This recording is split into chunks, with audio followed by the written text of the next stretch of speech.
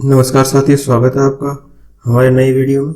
आज हम डिस्कस करेंगे इकोनॉमिक्स करंट अफेयर्स जो मंथ अगस्त और सितंबर के हैं। फर्स्ट है, प्रतिष्ठित ब्लूमबर्ग रिपोर्ट के आधार पर भारतीय अर्थव्यवस्था दुनिया की किस क्रम की अर्थव्यवस्था है? तो ब्लूमबर्ग रिपोर्ट के आधार पर भारत की अर्थव्यवस्था है 5वीं। इससे पहले 4 अर्थव्यवस्थाएं हैं: अमेरिका, चीन, जापान और जर्मनी। भारत ने ब्रिटेन को पछाड़कर 5वां स्थान प्राप्त किया है। पिछले 10 वर्षों में, मतलब 10 वर्ष पहले भारत की जो अर्थव्यवस्था थी वो 11वें नंबर की थी, जो 2022 में 5वें स्थान पर आ गई है। तो भारत की जो अर्थव्यवस्था है उसका आकार कितना है? 854.7 अरब डॉलर। इसकी तुलना में ब्रिटेन की अर्थव्यवस्था का आकार है 610 अरब डॉलर। नेक्स्ट है, वित्त वर्ष 2022-23 की पहली तिमाही अप्रैल से जून के बीच में भारत की विकास दर कितनी रही है? तो भारत की विकास दर रही है 13.5%। ठीक है, तो ये जो ग्रोथ है पिछली साल की तुलना में कम रही है। पिछले वर्ष जो है अप्रैल से जून की तिमाही में जीडीपी ग्रोथ रेट कितनी थी? 20.1% थी 2021 के में, और 2022 वाले पहली तिमाही में कितनी रह गई है?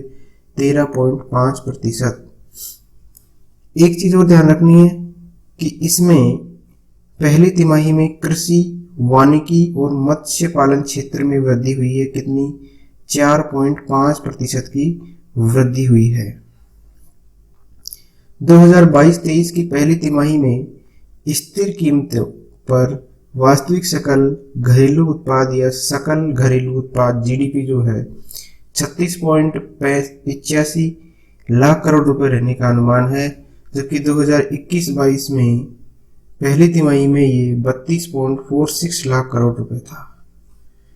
नेक्स्ट है, 5 सितंबर 2022 को वित्त मंत्रालय के आर्थिक मामलों के विभाग की रिपोर्ट के अनुसार मार्च 2022 के अंत तक भारत का विदेशी ऋण कितना था? तो भारत का विदेशी ऋण था 620.7 बिलियन अमेरिकी डॉलर।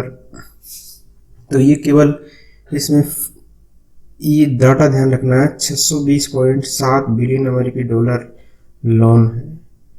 नेक्स्ट है, भारत की नई लॉजिस्टिक नीति लागू हुई है।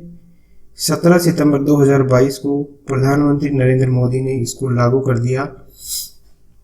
इसमें जो है प्रमुख पॉइंट क्या है कि तैयार माल जो होता है उसको अंतिम छोर तक पहुंचाने में परिवहन से संबंधित बाधाएं दूर हो, उद्योगों का समय और पैसा दोनों बचे, इन विषयों को ध्यान में रखकर ही इस नीति को जारी किया गया है। ठीक है, तो माल तैयार होता है और अंत तक जो फाइनल आउटपुट जाता है उस तक कॉस्ट बहुत अधिक हो जाती है, तो उसको कम करने के लिए, समय और पैसा बचाने के लिए इस नीति को लागू किया गया है। नेशनल लॉजिस्टिक पॉलिसी का सीधा मतलब क्या है? माल ढुलाई की कीमत लागत में कमी लाने से है। यह नीति देश में सामान की निर्बाध आवाजाही को बढ़ावा और इसकी लागत को कम करके विकास को नई गति प्रदान करेगी।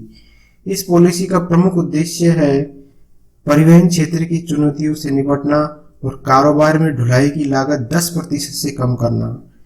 तो ढुलाई की जो लागत 10% से कम करनी है, वर्तमान में जो है लागत कितनी आती है? 13 से 14% आती है। इसको घटा के हमको 10% से कम करना है। माल ढुलाई की जो कीमत है उसको 10% से नीचे लाना है। तो इसके लक्ष्य क्या क्या है? पहला लक्ष्य है 2030 तक विश्व मानकों की तुलना में भारत में लॉजिस्टिक की लागत में कटौती करना। लॉजिस्टिक की लागत में 2030 तक 25 शीर्ष देशों में लॉजिस्टिक प्रदर्शन सूचकांक रैंकिंग में सुधार लाना और प्रभावी लॉजिस्टिक इकोसिस्टम के लिए डाटा आधारित निर्णय समर्थन की संरचना करना। तो ये 3 लक्ष्य निर्धारित किए गए हैं नेशनल लॉजिस्टिक पॉलिसी के लिए। नेक्स्ट है, 21 सितंबर 2022 को जारी प्रथम अग्रिम अनुमान के आधार पर खरीफ फसल सीजन 2022-23 के लिए कितना होने का अनुमान है, तो ये है 149.92 मिलियन टन। तो ये इतना खाद्यान्न उत्पादन होने का अनुमान है खरीफ सीजन में। नेक्स्ट है 5 से 8 सितंबर 2022 को 7वें ईस्टर्न इकोनॉमिक फोरम 2022 का आयोजन कहाँ किया जाएगा, तो ईस्टर्न इकोनॉमिक फोरम 2022 का आयोजन किया जाएगा व्लादिवोस्तोक, रूस के अंदर। ये क्या है, रूस और विश्व में विदेशी निवेश मुद्राओं के बीच संबंध को स्थापित करने तथा मजबूत करने का प्रमुख मंच है। कौन सा, ईस्टर्न इकोनॉमिक फोरम, रूस और विश्व, इसमें निवेश मुद्राओं के बीच संबंध को स्थापित करने का और उसको मजबूत करने का प्रमुख मंच है।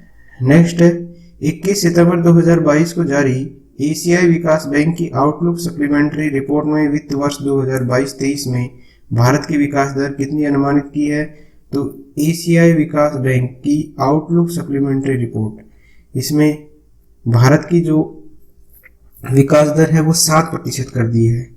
पहले इन्होंने जुलाई में 7.2% की घोषणा की थी, लेकिन अब इसको घटाकर, इस अनुमान को घटाकर 7% कर दिया है। हालांकि 2023-24 के लिए इसको 7.2 ही रखा है। नेक्स्ट है सितंबर 2022 में वित्त मंत्रालय ने सार्वजनिक क्षेत्र की किस कंपनी को महारत्न का दर्जा प्रदान किया, तो 2 कंपनी, ये जो कंपनी है ग्रामीण विद्युतीकरण निगम REC, rural electricity corporation REC, इसको क्या किया गया है, महारत्न कंपनी का दर्जा प्रदान किया है। इसके साथ ही भारत में जो महारत्न कंपनियों की संख्या हो गई है 12। तो ये जो है REC वो क्या है, 1969 में इसको स्थापित किया गया है। यह एक गैर बैंकिंग वित्तीय कंपनी है जो देश भर में बिजली क्षेत्र के वित्त पोषण और विकास पर ध्यान केंद्रित करती है। CPSE को महारत्न का दर्जा दिए जाने से कंपनी के बोर्ड को वित्तीय निर्णय लेने की बढ़ी हुई शक्तियां प्राप्त होती है। तो भारत में अब 12 हो गई है। तो ये कौन कौन सी है लिस्ट में, इसमें जो पहली है Bharat heavy electronics limited, coal India limited, Bharat petroleum corporation limited, GAIL India limited, Hindustan petroleum corporation limited, HPCL, IOCL, NTPC, ONGC, power finance corporation, power grid corporation of India limited, steel authority of India limited SAIL और REC ग्रामीण विद्युतीकरण निगम। Next है RBI की मौद्रिक नीति 5 अगस्त 2022 को जारी की गई। इसके अंदर रेपो रेट जो है वो 0.50% बिंदु की वृद्धि दर से कितनी हो गई, 5.40% हो गई। तो ये देख लेते हैं, रेपो रेट 8 अप्रैल को 4 थी जो 1.40 से बढ़कर 5.40 हो गई है। रिवर्स रेपो रेट 3.35 निर्धारित है तो 3.35 ही है। बैंक रेट जो है 4.25 है, वो बढ़कर 5.65 हो गई है अगस्त 2022 में। अप्रैल में इतनी थी और अगस्त में इतनी है।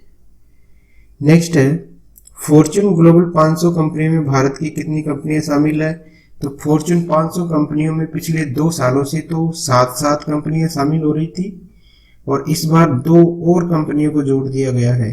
तो पहली जो कंपनी है पब्लिक सेक्टर की है जो है LIC और दूसरी प्राइवेट सेक्टर की है जो है टाटा स्टील। तो इसके अंदर प्राइवेट सेक्टर की तो हो गई अब 4 और पब्लिक सेक्टर की हो गई 5 कंपनियां। तो निजी क्षेत्र की जो है वो कौन कौन सी है, Reliance industries limited, Tata Motors, Tata steel और राजेश एक्सपोर्ट्स। ध्यान रखना है 4 कौन कौन सी है, Reliance industries, Tata Motors, Tata steel और राजेश एक्सपोर्ट्स। और सार्वजनिक क्षेत्र की कंपनियां हैं LIC, भारतीय state bank SBI, Indian oil और ONGC और भारत पेट्रोलियम। ठीक है, तो इसमें सबसे जो सर्वोच्च स्थान है वो 98 नंबर पे LIC का आता है। वर्ल्ड में सबसे टॉप 3 कंपनियां कौन कौन सी है, तो पहली है वॉलमार्ट, दूसरी है Amazon.com और तीसरी है स्टेट ग्रिड जो चाइना की कंपनी है। और इसमें LIC का स्थान है 98वां। Thank you friends.